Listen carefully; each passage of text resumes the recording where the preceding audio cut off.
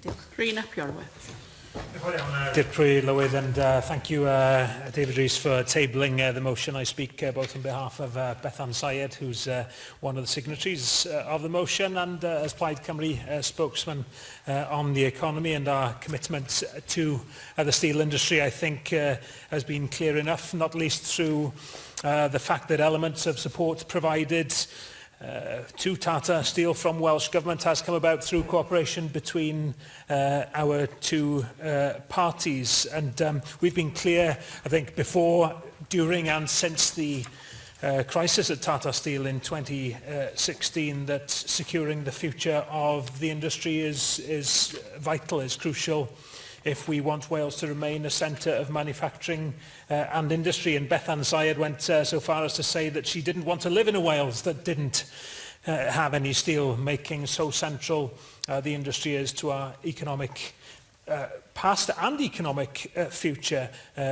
Every economically successful nation needs an industrial sphere to prosper. So we've been eager to put pressure on and to work with Welsh Government on steel, because we know that although we may have disagreements, there are areas where if we can cooperate, then we should, for the benefits of people in this country. In cooperation with the government on this, and a cross-party approach has meant that critical funding, such as the £30 million to support an upgraded power station facility for Tata Steel at Port Talbot, was secured, improving generation, lowering emissions, helping to control the costs of energy, a major financial burden on steel making, as we've already heard. And incidentally, I reiterate Plaid Cymru's long-standing support for establishing a national energy company that we believe could help things further, but something so far the Labour government has continued to resist. But as much as we welcome the thrust of this motion, perhaps it doesn't quite reflect just how vulnerable a position our steel and wider industrial sector finds itself in. But certainly, Rees, in presenting the motion today, has expressed concerns that we also share here. I think we're beyond apologising for using the B word. By now it comes up in everything that we do. We are heading towards the EU exit. We're hurtling towards that exit without a deal in place or any sort of customs and market access protection or agreement. The Trump administration, if we want to look at what's happening in the United States, continues its damaging and short-sighted use of tariffs to make political points, particularly on products such as steel.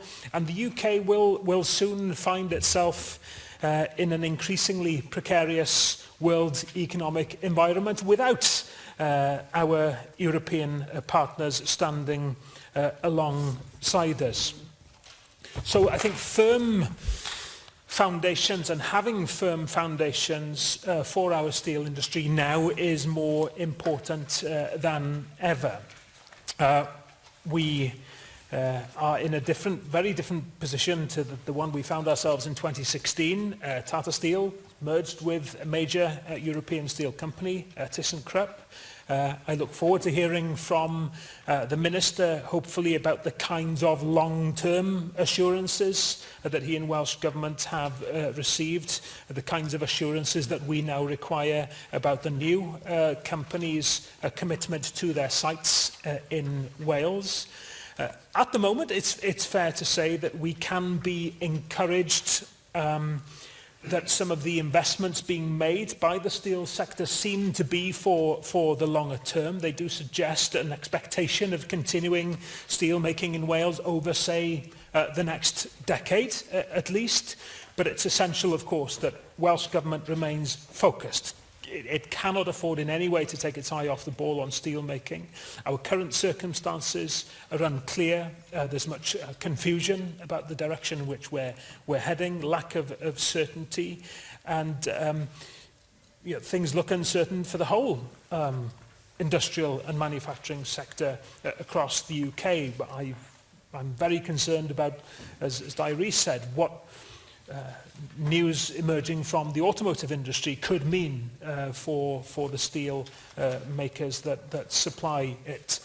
These are major questions and of huge significance to the future of the Welsh economy. So hopefully when the Minister replies, he can offer us some assurances that this will remain a priority for this government over the long term, so that steel continues to be recognised as the anchor industry it quite frankly must be and remain for the wider Welsh economy.